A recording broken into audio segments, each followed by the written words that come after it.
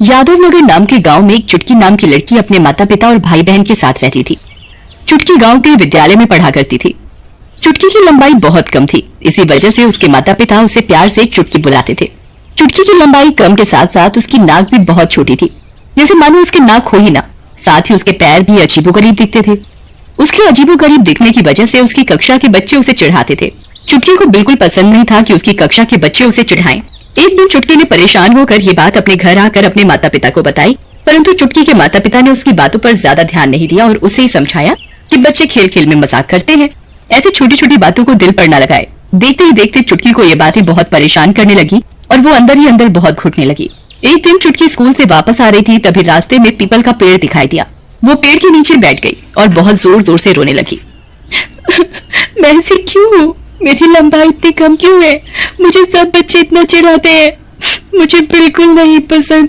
मेरा भी बहुत मन करता है सब बच्चों के साथ खेलने का, पर कोई मुझे नहीं खिलाता। चुटकी रो ही रही होती है, तभी पीपल के पेड़ के अंदर से एक चुड़ैल निकल कर आती है। चुड़ैल को देखकर चुटकी बहुत डर जाती है। चुड़ैल लंबाई में छोटे कद की होती है, उसकी आंखें बाहर की तरफ निकली हुई थी और दांत उसके मानो बिल्ली की तरह नुकीले। चुड़ैल की नाक भी खीरे जैसी लंबी और मोटी थी। चुटकी चुड़ैल को देखकर भागने लगती है, तभी चुड़ैल भी बहुत जोर जोर से रोने लगती है। चुड़ैल को रोता देख चुटकी एकदम रुक जाती है। क्या हुआ तुम्हें? तुम क्यों रो रही हो? मेरी भी कहानी कुछ तुम्हारे जैसी है। मतलब? मैं भी बचपन में लंबाई में बहुत छोटी थी, मेरा भी रंग गोरा नहीं था। मुझे मेरी सहेलियां बहुत चिढ़ाती थी और कई बार तो मुझे अपने साथ खिलाती भी नहीं थी। एक दिन मैंने परेशान होकर खुदकुशी कर ली। फिर तुम्हें कैसे पता कि मुझे मेरे दोस्त बॉनी बॉनी बोलकर चिढ़ाते हैं? मैंने सारी बात सुन ली थी जब तुम पेड़ के नीचे बैठकर रो रही थी। मैं उसी पेड़ पर रहती हूँ, मेरा उस पीपल के पेड़ पर ही वास है। चुटकी चुड़ैल को रोते रोते सारी बात बताती है। मेरे पास एक आइडिया है। बोलो क्या? तुम मुझसे डरो मत, मैं तुम्हारी दोस्त बनकर तुम्हारी मदद करूंगी। पर कैसे? जो कोई भी तुम्हें चिढ़ाए या परेशान करेगा, हम दोनों मिलकर उसे सबक सिखाएंगे। पर तुम तो सबको दिखोगी, फिर तुमसे सब डर कर भाग जाएंगे। तुम चिंता मत करो, मेरे पास ये शक्ति है, मैं उसी को दिखाई दूंगी जिसको मैं चाहती हूँ।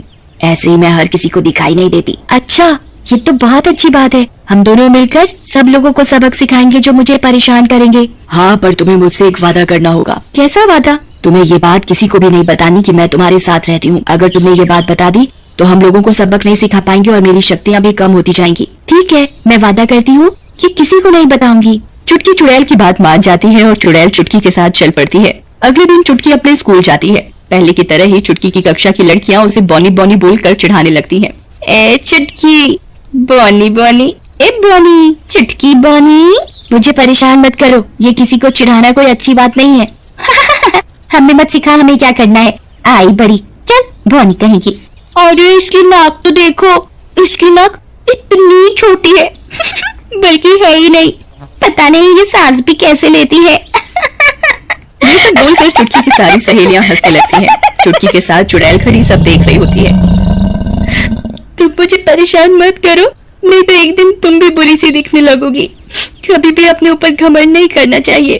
तो चुप कर, हमें ज्ञान मत दे अपना, चल। ये कहकर चुटकी की सारी सहेलियां उधर से चली जाती हैं। देखा तुमने, ये देखो मेरा कैसे मजाक उड़ाते हैं। इन्होंने मेरी नाक में दम कर रखा है, जब देखो आते जाते मुझे छेड़ते रहते हैं। तुम चिंता मत करो, मैं इन सबको बहुत बुरा सबक सिखाऊंगी कि ये किसी का मजाक बनाना भूल जाएंगी। तुम ऐसा क्या करोगी? तुम बस देखती जाओ, कल सुबह ये लड़कियां खुद अपने चेहरे को देखना पसंद नहीं करेंगी। ये अपनी शक्ल सबसे छुपाएंगी, इन्हें ऐसे ही समझ आएगी। अगली सुबह चुटकी स्कूल जाती है। वो उधर जाकर देखती है कि उसकी सहेलियों की शक्ल पूरी दाने से भरी होती है। ये देखकर चुटकी समझ जाती है कि चुड़ैल ने ही इनका ये हाल किया है। चुटकी अपनी सहेलियों के पास जाती है। अरे ये क्या हुआ तुम्हारे चेहरे को? हमें नहीं पता, ये देखो हमारे चेहरे पर दाने निकल आए हैं। देखा, अगर तुम किसी को परेशान करोगे और किसी का दिल दुखाओगे तो तुम्हें भी कभी न कभी अपने गलत किए कामों की सजा मिलेगी। तुम मुझे भी कितना चिढ़ाते थे, आज तुम्हारा ही चेहरा खराब हो गया है।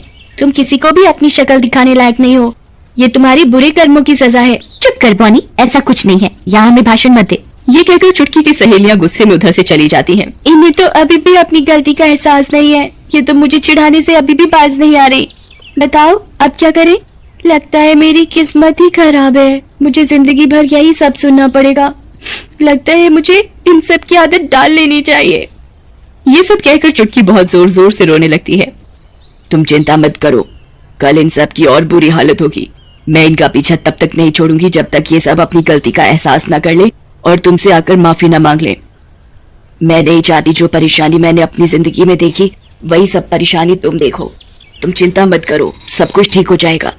चुटकी अगले दिन सुबह फिर से स्कूल जाती है। वहाँ जाकर वो देखती है कि उसकी सहेलियों की तो बहुत ही बुरी हालत हो गई होती है। दानों के साथ साथ किसी का मुंह बिल्कुल काला हो गया होता है, तो किसी के दांत टूट गए होते हैं, तो किसी के बाल ही उड़ गए होते हैं। चुटकी अपनी सहेलियों के पास फिर से जाती है। अरे ये तुम सबने अपना क्या हाल बना लिया है? चुटकी, तुम शायद सही कह रही थी। हम तुम्हारे साथ बहुत गलत बर्ताव कर रहे थे, इसी चक्कर में हमें अपने कर्मों की सजा मिल रही है। हम तुम्हें रोज छेड़ते थे, हमने नहीं सोचा कि तुम्हें कैसा लगता होगा। हाँ, मुझे बहुत दुख होता था जब जब तुम मुझे चिढ़ाते थे। मेरा भी मन करता था मैं तुम्हारे साथ खेलूं, पर तुम मुझे अपने साथ नहीं खिलाते थे। हमें माफ कर दो चुटकी, हम कभी ऐसा नहीं करेंगे। बाकी हम अपनी सजा तो भुगत ही रहे हैं। चुटकी की सहेलियां चुटकी से माफी मांगी रही होती हैं, तभी स्कूल की और लड़कियां उसकी सहेलियों को आकर चिढ़ाने लगती हैं और उनके ऊपर जोर जोर से हंसने लगती हैं। स्कूल की लड़कियों के चिढ़ाने से चुटकी की सहेलियां बहुत जोर जोर से रोने लगती हैं। अरे ये हमने क्या किया? हमारे साथ ही इतना बुरा हो गया।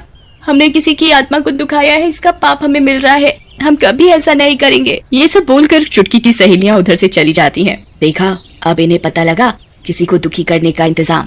ये तुम्हारा दिल कितना दुखाती थी, अपने ऊपर बात आई तो एक दिन में ही परेशान हो गई।